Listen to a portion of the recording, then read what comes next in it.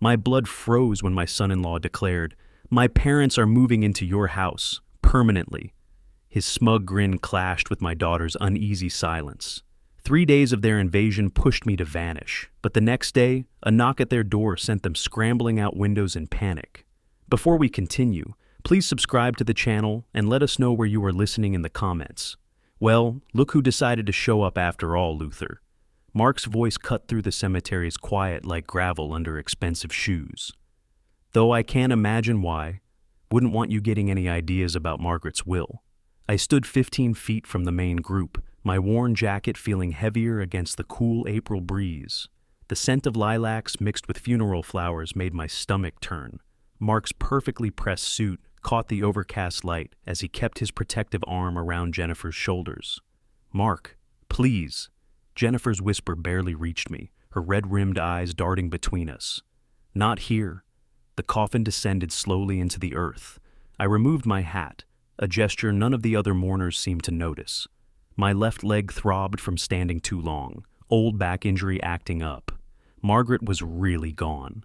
After all these years of awkward birthday party encounters and stilted Christmas card exchanges, she was actually gone. "She was my daughter's mother," I said, keeping my voice level. "Of course I had to be here." Mark's grip on Jennifer tightened. His confident posture radiated the kind of authority that came from money and youth. "Right. Well, don't expect any family reunion over whatever scraps she might have left you." The words hit like a physical blow. Scraps. As if I were some beggar hoping for charity. My hands trembled slightly, not from the cold, but from the effort of staying calm. The fresh grave dirt contrasted sharply with the cemetery's manicured lawn, and I focused on that detail to keep from saying something I'd regret. People began drifting toward the parking area. Car doors slammed in the distance. Jennifer glanced back once as Mark guided her away, his hand possessively on her back. She saw me standing alone by the grave, but he pulled her forward before she could do anything about it. I waited, 30 seconds exactly, long enough to pay my respects without making a scene.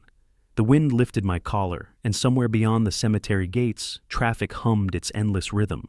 Then I walked to my pickup truck, parked behind a row of luxury cars that made it look like what it was, the vehicle of a retired mechanic who counted every dollar. There was an oil stain on the pavement where I'd parked, of course. Even here, at Margaret's funeral, my old truck was leaving its mark on places it didn't belong. The radio crackled to life when I started the engine. Oldies Station, Margaret's favorite. Some song from the 70s that I half remembered from our early days together, when we'd dance in the kitchen while Jennifer played with her toys on the linoleum floor. I reached over and turned it off. The silence felt better. The kitchen clock read 10:15 a.m. when the phone rang. 2 days had passed since the funeral, and I was still avoiding the obituary section of the morning paper. Sports scores seemed safer territory, less likely to remind me of Mark's cutting words or the way Jennifer had looked back at me before being led away. My coffee had gone lukewarm in the chipped mug Margaret had bought me years ago during our marriage. I'd kept it after the divorce, though I couldn't say why. Old habits, maybe, or stubborn sentimentality. "Mr. Powell?" The voice was professionally warm, but unfamiliar. "This is Robert Sterling. I was Margaret's attorney." I set the mug down harder than intended, sloshing coffee onto the kitchen table. "Her attorney?" "I'm calling because she included you in her will." The words didn't compute immediately. Me? In Margaret's will? We'd been divorced for over 10 years. We barely spoke except at Jennifer's birthday parties, and even then our conversations felt choreographed. Polite questions about health and weather, careful avoiding of anything that might stir up old wounds. There must be some mistake, I managed. We weren't exactly close. Nevertheless, she was quite specific about your inclusion. Sterling's tone carried a hint of something, knowledge he wasn't sharing yet. "Could you come to my office on April 22nd at 2 p.m. for the reading?" I pulled the old calendar from the kitchen drawer, its pages yellowed from years of use.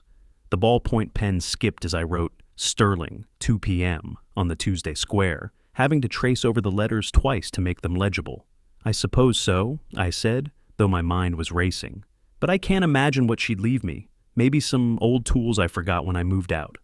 "These things can be surprising, Mr. Powell. Please bring identification and be prepared to stay for about an hour." After hanging up, I stood at the kitchen window, looking at my neighbor's yard. Mrs. Chen was planting something in her flower bed, her movements methodical and purposeful. Normal life continuing while mine had just taken an unexpected turn. I opened the refrigerator, then closed it without taking anything. Restless energy buzzed through my limbs. What could Margaret possibly have left me? We'd divided everything during the divorce proceedings. She got the house, I got my tools and truck. Clean break, or as clean as any divorce could be. The house settled around me with familiar creaks and sighs.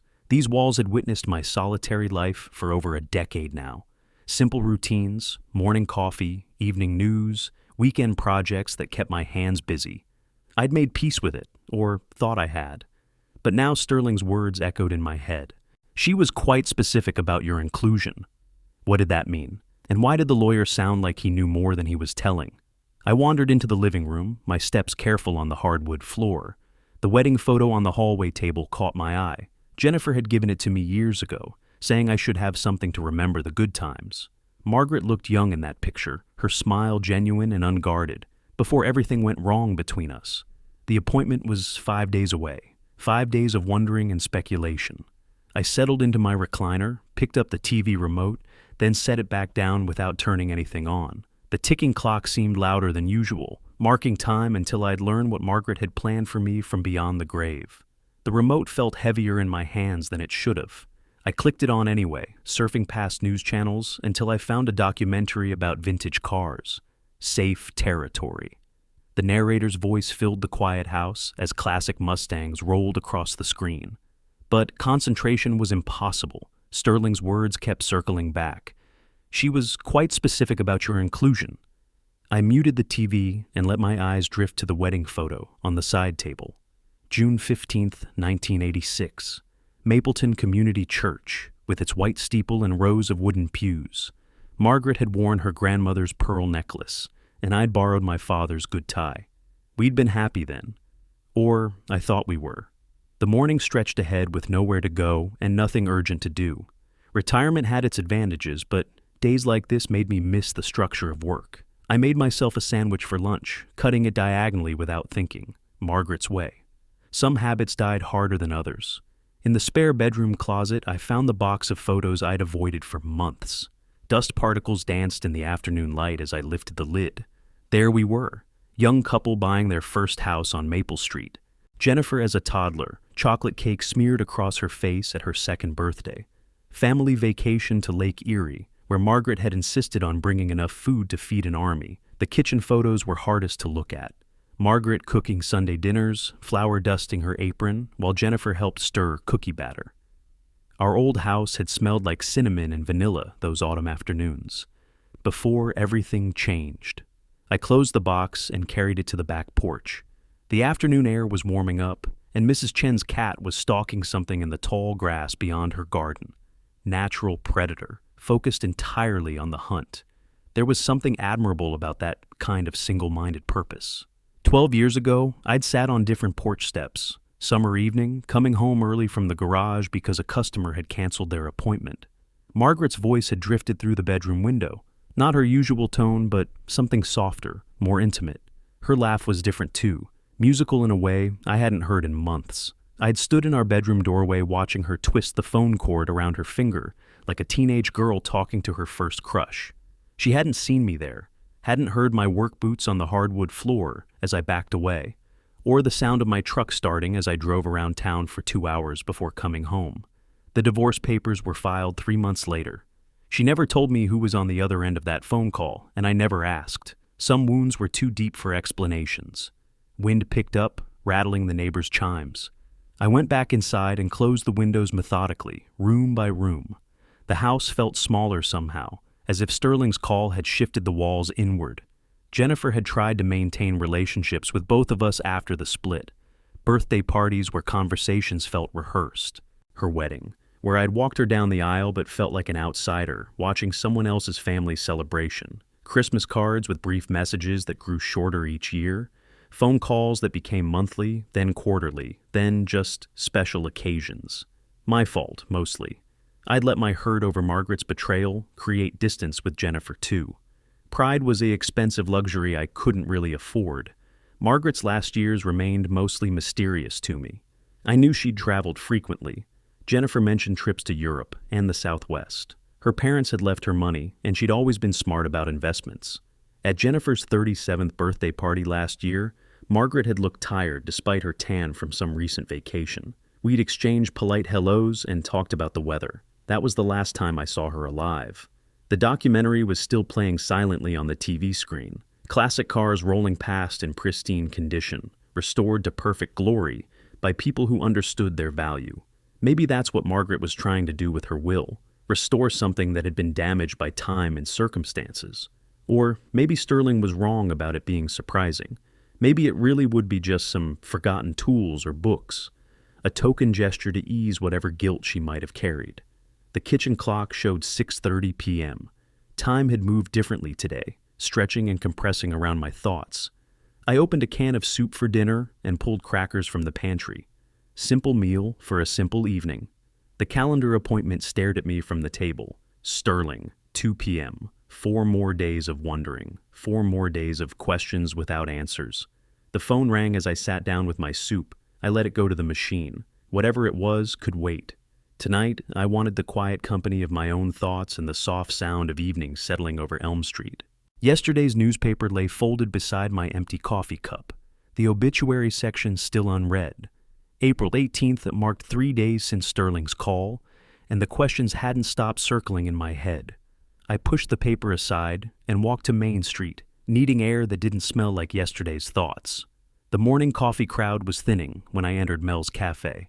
Same creaky wooden floors I'd walked across for 30 years. Same smell of fresh coffee and bacon grease. I claimed my usual spot at the counter, third stool from the register, close enough to hear conversations, but far enough to avoid them. "The usual, Luther?" Betty asked, already reaching for the coffee pot. "Black coffee, blueberry muffin?" The routine felt comforting. Normal. While everything else shifted like sand beneath my feet, at least Mel's stayed the same. 2 regulars at the corner table were discussing Margaret's estate, their voices carried in the quiet morning air, words floating across the small dining room like smoke. "She sure had fine taste in cars," one said, stirring sugar into his coffee.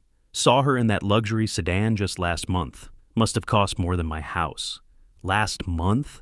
Margaret had been sick for weeks before she died. How had I missed seeing her around town? Then again, I'd been avoiding places where we might cross paths for over a decade. "Always tipped well, too," Betty added, wiping down the counter. "Quiet lady, but generous, real class." I sipped my coffee slowly, listening without seeming to. Information gathered naturally was better than asking direct questions. People talked freely when they thought you weren't paying attention. The library seemed like neutral ground the next afternoon. Carrie Foster had worked there since before my divorce. She'd know Margaret's habits without judging my curiosity. The genealogy section sat tucked in the back corner, surrounded by dusty reference books and old microfilm readers. "Luther," Carrie looked up from stamping return books. "I'm so sorry for your loss. Margaret was such a distinctive woman." "Thank you, Carrie." I pretended to browse the local history section. "Tell me, what was she like in her final years? We didn't keep in touch much after, well, you know." Carrie's eyes softened with understanding. Small towns remembered everything, but some people had the grace not to mention it. "She came here often, especially to this section. Always seemed to be searching for something specific." "Searching for what?" "Old property records, mostly." Carrie pulled another book from the return pile. Deeds and such from the 1960s and 70s. I wondered if she was thinking about buying more real estate. Despite all her money, she seemed... She paused, choosing words carefully. "Lonely, I suppose." Property records from the 60s. What had Margaret been looking for? And why did a woman with $1 million estate in Florida care about old Mapleton documents?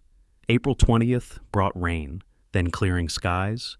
I spent the morning cleaning house with the kind of nervous energy that comes from having nowhere to direct your thoughts. Every surface got wiped, every corner swept. The repetitive motions helped, but they couldn't silence the questions. That evening, I laid out my best shirt and navy suit jacket on the bed. The outfit looked formal against my simple bedroom furniture, too formal for a man who'd spent most of his life in work clothes. But tomorrow deserved respect, whatever Margaret had planned. The alarm clock's red numbers glowed, 9:47 p.m. In less than 16 hours, I'd know what she'd left me. A garage. The word still felt strange, disconnected from anything that made sense. Margaret had never shown interest in cars or tools. She'd barely tolerated my mechanic's work during our marriage. Sleep came in fragments the final night. Dreams mixed memory with imagination. Margaret researching documents, Sterling's mysterious tone, Mark's assumption about worthless junk.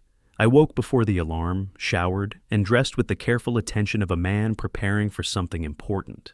Standing in front of my bedroom mirror, I adjusted the tie Jennifer had given me 3 Christmases ago. Whatever waited at Sterling's office, whatever Margaret had planned, I'd face it with dignity. The garage might be worthless, or it might hold answers to questions I didn't even know I was asking. The appointment card sat on my kitchen table. Sterling and Associates, 2 p.m. 12 hours from now, the waiting would end. Sterling's office building looked more impressive than I remembered. Red brick and limestone trim, with brass nameplates beside the heavy glass doors. I parked across the street and sat in my truck for 5 minutes, watching other people come and go with their important business and expensive clothes. At 1:45, I crossed the street and entered the lobby. The receptionist smiled professionally from behind her polished desk.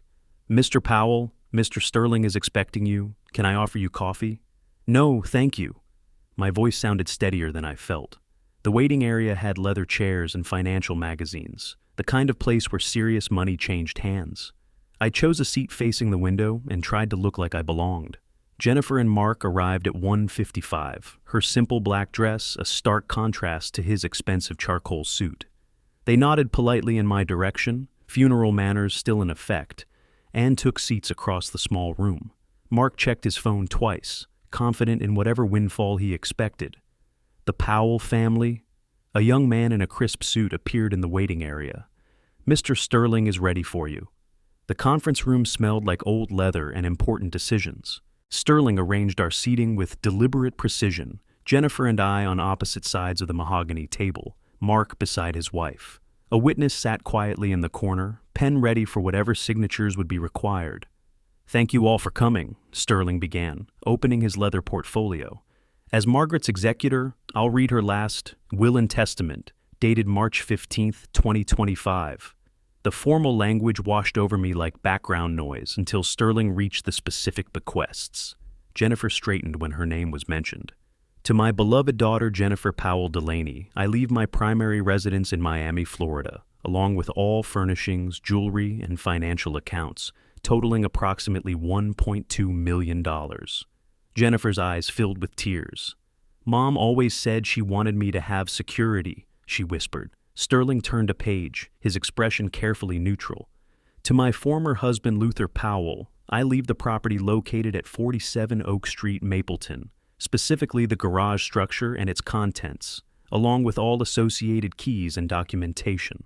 Silence settled over the room like dust. A garage? I stared at Sterling, trying to process words that made no sense. Oak Street was across town, near the old industrial district. I'd driven past that area thousands of times, but couldn't picture any specific garage. Mark leaned back in his chair, barely containing what looked like relief mixed with amusement. "A garage?" he whispered to Jennifer, loud enough for everyone to hear. "That's it? There are also specific instructions," Sterling continued, "that Mr. Powell should contact my office after inspecting the property." He placed a manila envelope in front of me. Inside, 2 keys on a metal ring, along with a deed and address confirmation. 47 Oak Street. The keys felt heavier than they should, worn smooth by years of handling. Jennifer reached across the table and touched my hand. "I'm glad Mom remembered you, Dad." The gesture surprised me. When had she started calling me Dad again, instead of Luther? Mark noticed too, his jaw tightening slightly as he guided her hand back to her lap. Sterling handled the paperwork with efficient professionalism. Signatures, witness stamps, tax implications briefly discussed. The garage would be mine within 30 days, all legal requirements satisfied. I recognized the Oak Street area now. Old warehouse district, mostly empty lots and forgotten buildings. "Is there anything else we should know about this property?" I asked Sterling. His pause lasted just long enough to seem significant. Mrs. Powell was very specific about her wishes. "After you've had time to inspect the garage, please call my office." More mysteries. Margaret seemed determined to control events even from the grave, parceling out information like pieces of a puzzle only she understood. We gathered our papers and prepared to leave. Jennifer looked like she wanted to say something more, but Mark was already steering her toward the door. "We should go, honey. Traffic will be heavy getting back to Columbus." In the elevator, Mark's satisfaction was obvious. "Well, that went smoothly. A garage, Luther. How perfectly appropriate." I said nothing, pocketing the keys. Whatever Margaret had planned, whatever waited at 47 Oak Street, I'd discover it without Mark's commentary. The elevator doors opened onto the lobby, and we stepped out into the April afternoon. The parking lot stretched between Sterling's building and the street, dotted with expensive cars that made my pickup look like what it was, the vehicle of a working man in a white-collar world. I headed toward my truck while Jennifer and Mark walked to their BMW in the premium parking spot near the entrance. "Luther!" Mark's voice carried across the asphalt, loud enough to stop conversations among other people leaving the building. I turned back, keys still in my hand, already sensing what was coming. Well, well, a garage. How perfectly fitting for the family mechanic. Jennifer paused beside their car, her face flushing with embarrassment. "Mark, please, this isn't appropriate." But Mark was just getting started. He stood with his hands on his hips. Theater of dominance played for an audience of strangers. "Oh, come on. We all know what this is. Mom Margaret's junk storage. The stuff too worthless for her beautiful Florida mansion." A professional woman walking to her sedan stopped to listen, her expression growing disapproving. An elderly man near the building entrance shook his head, but didn't intervene. Public humiliation was a spectator sport, and Mark was putting on quite a show. "Congratulations on your treasure trove of old tools and paint cans," Mark continued, his voice rising. "A garage suits you perfectly, old man. Really shows where you rank in the family hierarchy, doesn't it?" The words hit like physical blows, each one calculated for maximum damage. Here I was, standing in my outdated suit beside my aging truck, while Mark displayed his success like plumage. Jennifer had gotten into the BMW and shut the door firmly, but I could see her watching through the window. "While Jennifer inherits $1 million estate," Mark went on, "you get a concrete box full of leftovers." I unlocked my truck door, not hurrying despite every instinct telling me to escape.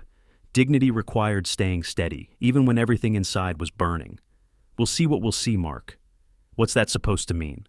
His grin widened. "You think there's hidden treasure in there? Maybe a vintage lawnmower worth $50? The engine coughed when I started it, a small backfire that gave Mark more ammunition for his entertainment. But I kept my voice level, meeting his eyes directly. I said, "We'll see." 30 years fixing engines, and this boy thought he could lecture me about value. The truck's exhaust might rattle, and the paint might be faded, but I knew the difference between surface appearance and underlying worth. Some lessons took time to learn, and Mark was about to get an education he hadn't paid for. I drove away slowly, not giving him the satisfaction of seeing me retreat. In the rearview mirror, I watched him get into his BMW, still chuckling about garage treasures and concrete boxes full of junk. Main Street passed by in a blur of familiar storefronts. Hardware store where I'd bought my first set of professional tools. Bank where Margaret and I had opened our first joint account. Memories layered like paint on old wood, each one adding depth to what seemed simple from the outside. Oak Street wasn't far. 10 minutes through downtown Mapleton, past the areas where tourists never ventured. Whatever waited at number 47, whatever Margaret had planned with her mysterious instructions, I'd face it without Mark's commentary echoing in my ears. The keys felt warm in my pocket, worn smooth by decades of use. Margaret had held these keys, planned this moment, orchestrated this entire sequence of events. She'd known Mark would dismiss whatever she left me. She'd probably counted on his arrogance. A concrete box full of leftovers. We'd certainly see about that. The soup had gone cold while I replayed Mark's performance from this afternoon. Each spoonful tasted like cardboard, but I forced myself to eat anyway. Skipping meals was a luxury I couldn't afford at 67. The garage keys sat beside my bowl, catching light from the overhead fixture every time I moved. Mark's words echoed in my head like a broken radio. A concrete box full of leftovers. The way he'd said it, loud enough for strangers to hear, positioning himself as the voice of reason while painting me as the pathetic old fool.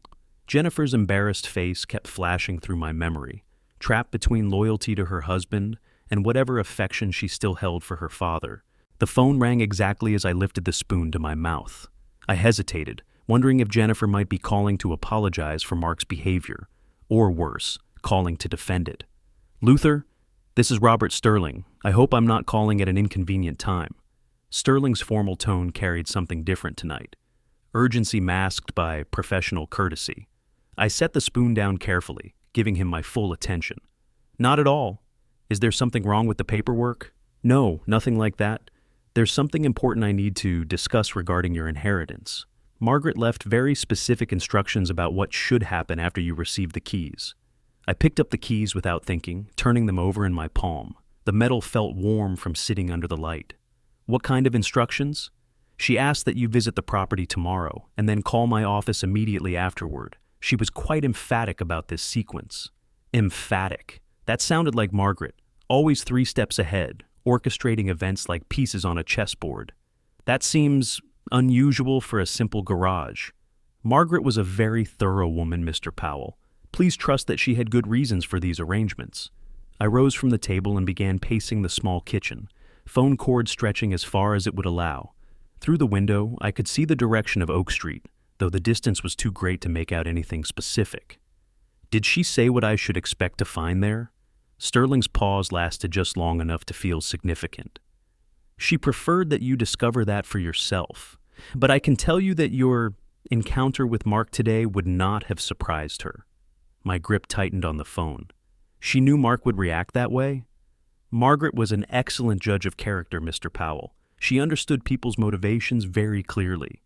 After hanging up, I sat staring at the cold soup and warm keys. Margaret had orchestrated this entire sequence. The public reading, Mark's predictable arrogance, even this follow-up call. She'd known exactly how events would unfold, right down to her son-in-law's public display of superiority. I pulled the old calendar from the kitchen drawer and circled April 23rd with red ink. Tomorrow would bring answers to questions I didn't even know I was asking. The garage waited on Oak Street like a sealed envelope, containing whatever message Margaret had left for me. The evening news played on the television, but I couldn't concentrate on stories about politics and weather. Every few minutes, I found myself checking the keys, studying the address tag, calculating the 15-minute drive across town. Work clothes would be appropriate. Old habits for investigating unknown property. At 9 o'clock, I turned off the kitchen light and stood at the window. The keys caught moonlight filtering through the glass, 2 pieces of metal that would unlock whatever Margaret had planned. Tomorrow, I'd finally understand what you were thinking, Margaret. Tomorrow, the waiting would end. The alarm clock had been unnecessary. I'd been awake since 6, staring at the ceiling while my mind ran through possibilities. By 8:30, I was dressed in work clothes, sturdy jeans, flannel shirt, boots that had walked through 30 years of garage floors. If I was going to investigate an unknown property, I'd dress for whatever I might find. Coffee was all I could manage for breakfast. The keys felt heavier in my shirt pocket as I locked the house behind me. Mrs. Peterson was already watering her flower boxes next door, normal life continuing while mine prepared to shift in ways I couldn't predict. The old Ford started on the second try, engine turning over with the reluctant growl I'd grown accustomed to. These streets had been my territory for decades, but this morning they felt different somehow, more significant, like a familiar song played in a different key. Main Street passed by in a blur of memories. The cafe where I'd gathered information about Margaret's final years. The library corner where Carrie had revealed Margaret's research into old property records. Each landmark triggered questions that had no answers yet. What had Margaret been looking for in those dusty documents? Why had a woman with $1 million Florida estate cared about Mapleton's forgotten corners? The clothes factory came into view, its empty parking lot cracked by weeds and weather. I'd worked there for 30 years, fixing the machines that kept production running. Now it stood empty, another casualty of economic changes that left small towns struggling to find new purpose. Maybe that's what Margaret saw in me, another relic from a different era, worth preserving, but no longer central to modern life. Mark's condescending voice replayed in my head as I turned onto Oak Street. "So, you're the mechanic father." He'd said it 8 years ago when he first started dating Jennifer, and his tone hadn't improved with familiarity. Yesterday's public humiliation, was just the latest chapter in his campaign to establish social hierarchy. He measured worth in dollars and college degrees, categories where I'd never rank highly. But Margaret had seen something worth remembering. Despite the betrayal that ended our marriage, despite 12 years of careful distance, she'd included me in her final plans. The research, the specific instructions to Sterling, the emphasis on calling immediately after my visit, all of it suggested something more significant than Mark's concrete box full of leftovers. The neighborhood changed as I drove deeper into Oak Street. Houses mixed maintained properties with declining ones, like a map of economic fortune written in peeling paint and overgrown lawns. I slowed down, watching house numbers count down, 73, 65, 59, getting closer to whatever Margaret had arranged. My grip tightened on the steering wheel as anticipation built. The radio played oldies, songs that would remind me of better times with Margaret, so I switched it off. Today required full attention, undiluted by nostalgia or regret. At 47, I found a faded mailbox marking a modest ranch house from the 1950s. But the garage sat separately, 20 feet behind the main structure. From the street, it looked unremarkable. Metal construction, double doors, probably sized for 2 vehicles. Nothing that would justify Margaret's elaborate planning or Sterling's mysterious instructions. I parked across the street and sat for a moment, engine ticking as it cooled. The structure appeared solid but neglected, like many buildings in this part of town. Faded paint, weeds around the foundation, driveway cracked but functional. No obvious signs of recent activity or particular value. "All right, Margaret," I said aloud, opening the truck door. "Let's see what you left me." My boot touched the pavement with a deliberate click. Whatever waited inside that ordinary-looking building, I was finally ready to face it. Gravel crunched under my boots as I walked up the cracked driveway. The morning sun was climbing higher, creating distinct shadows that helped me assess the building's condition. From up close, the garage looked better maintained than I'd expected. Solid construction, despite surface neglect. The foundation was concrete block with some settling cracks, but nothing structural. Metal siding showed surface rust, but no holes or major damage. The roof was corrugated metal with a couple of loose panels, but still weather-tight. Whoever built this place had built it to last, even if recent maintenance had been minimal. No recent tire tracks marked the driveway. Whatever was inside hadn't been disturbed in years. The faint smell of old motor oil hung in the air, mixing with spring morning scents of warming earth and new grass.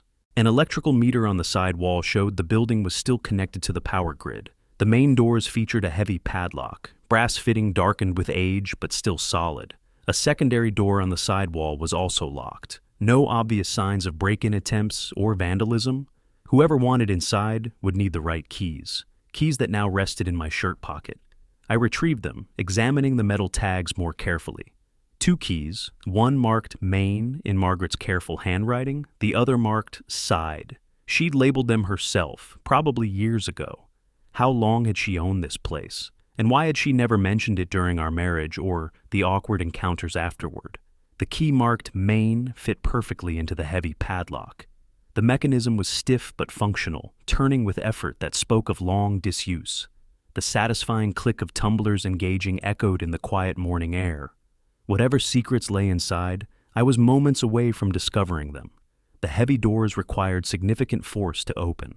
Bottom edges scraped against the concrete threshold as I pressed my shoulder against the right door. The hinges protested with metallic groaning, old hardware that had been well made originally but needed attention now. My heart rate increased as the moment of revelation approached. Mark's mocking words about treasure troves of old tools echoed in my memory, mixed with Sterling's mysterious instructions and Margaret's deliberate planning.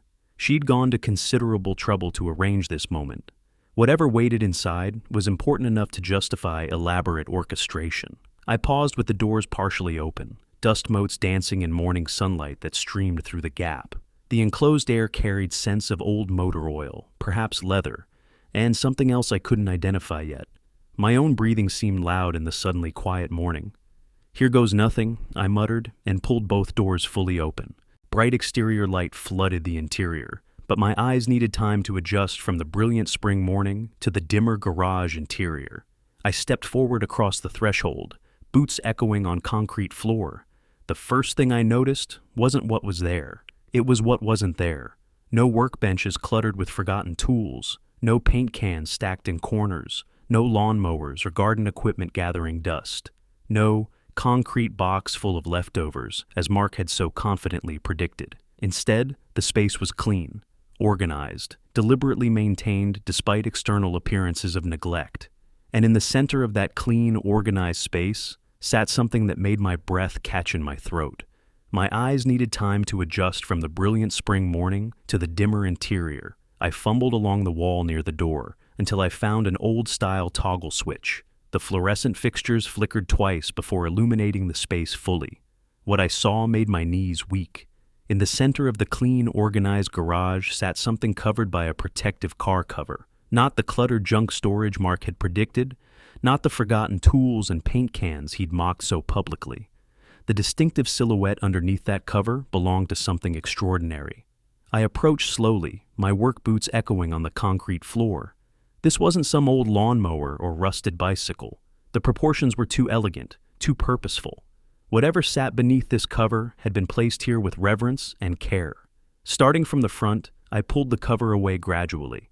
The first thing to emerge was a chrome bumper, gleaming under the fluorescent lights. Then came the distinctive nose, sleek, purposeful, unmistakably Italian. Sweet mother of... The words escaped before I could stop them.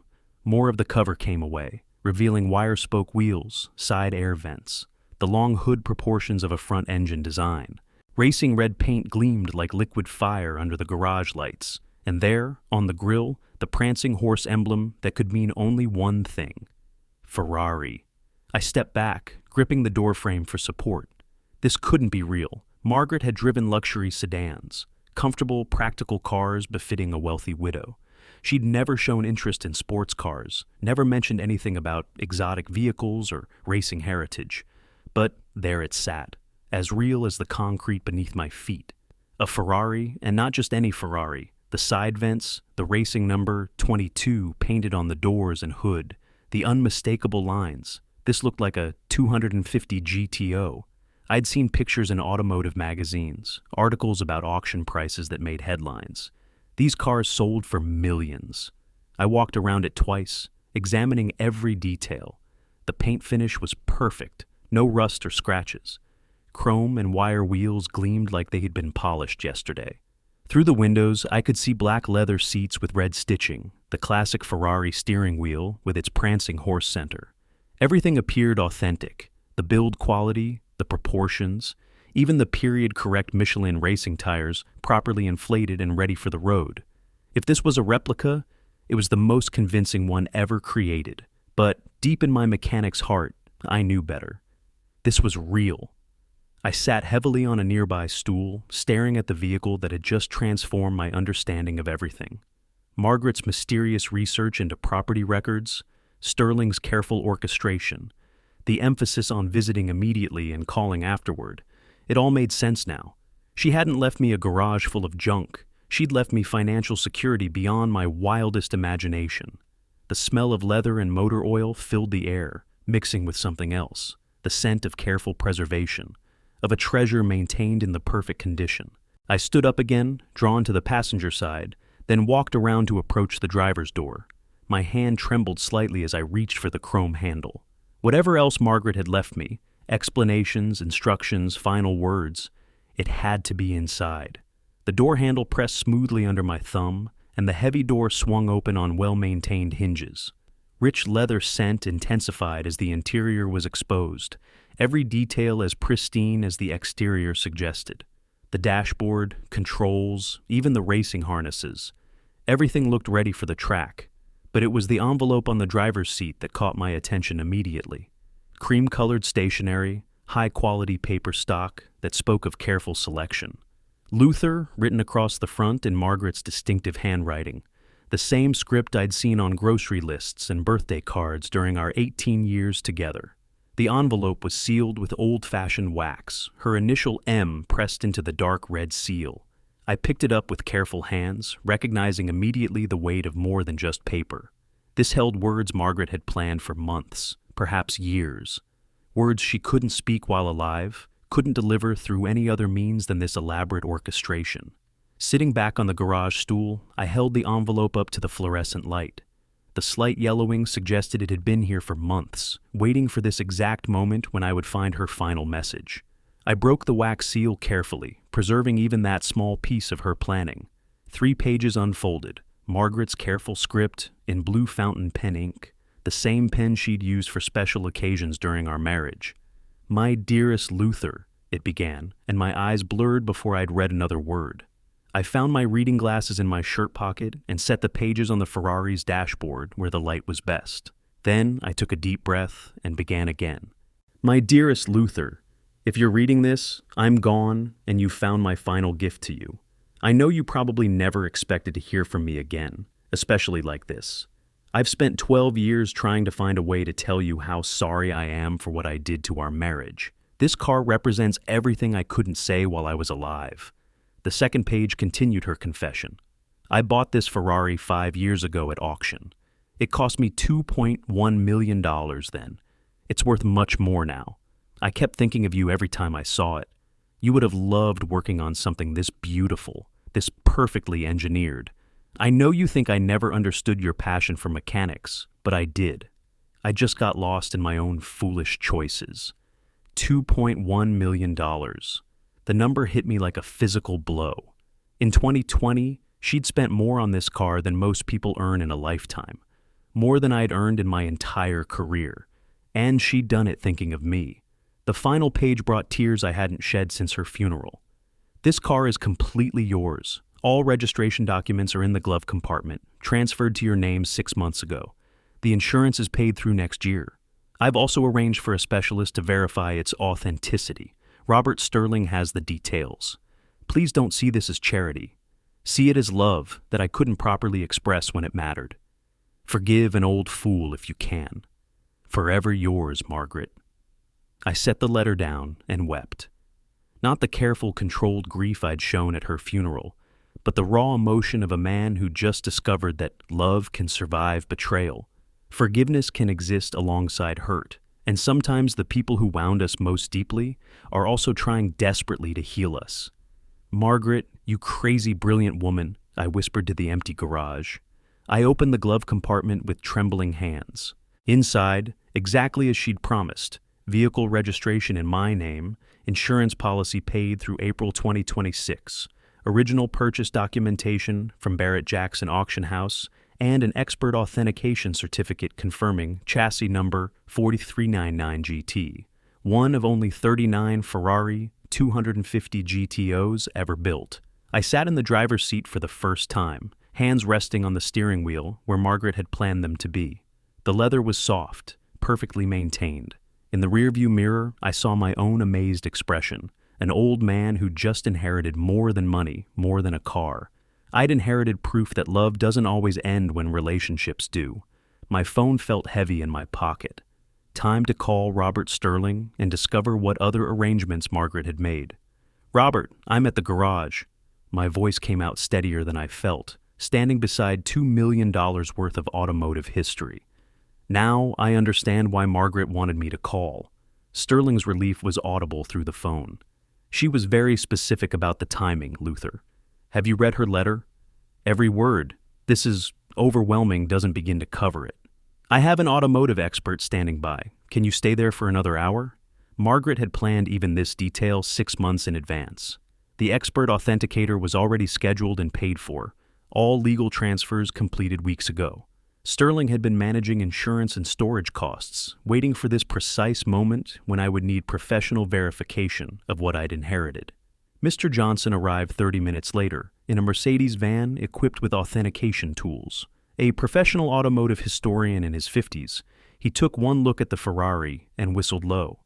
"Chassis number 4399 GT, he said, after examining the vehicle thoroughly. One of only 39 Ferrari 250 GTOs ever built. Based on current market conditions and this car's exceptional provenance, I'd estimate its value at $2.8 million, potentially more, at auction." I sat in the garage office chair, head in my hands. $2.8 million, more money than I'd seen in my lifetime, more than I dreamed possible.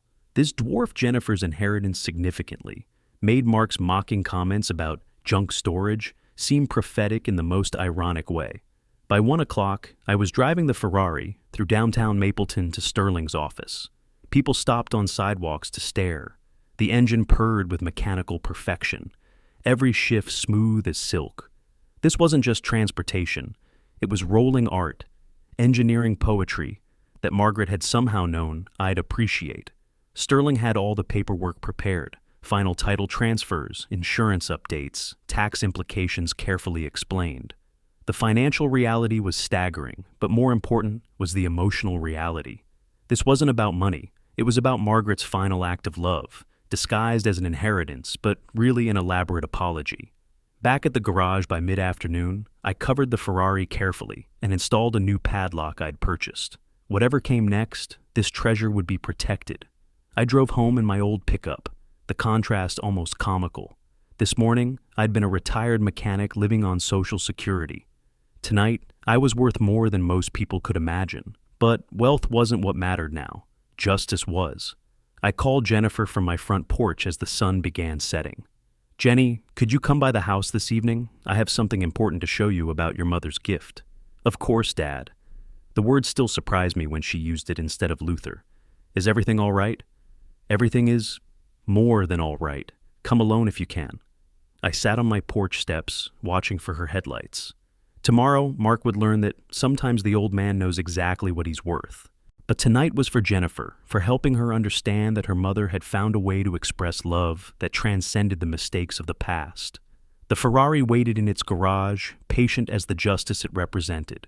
Margaret had orchestrated every detail of this moment. The public humiliation that would make the revelation more satisfying, the timing that would maximize impact, even the expert verification that would make denial impossible. Mark had wanted to establish hierarchy based on wealth and status. Tomorrow, he'd discover that respect isn't something you can buy with expensive suits and luxury cars. It's something you earn through dignity, perseverance, and the wisdom to recognize love, even when it comes disguised as loss. I smiled as Jennifer's car turned into my driveway. The last chapter of Margaret's story was about to begin. If you like this story, please like this video, subscribe to the channel, and share your impressions of this story in the comments. To listen to the next story, click on the box on the left. Thank you for watching.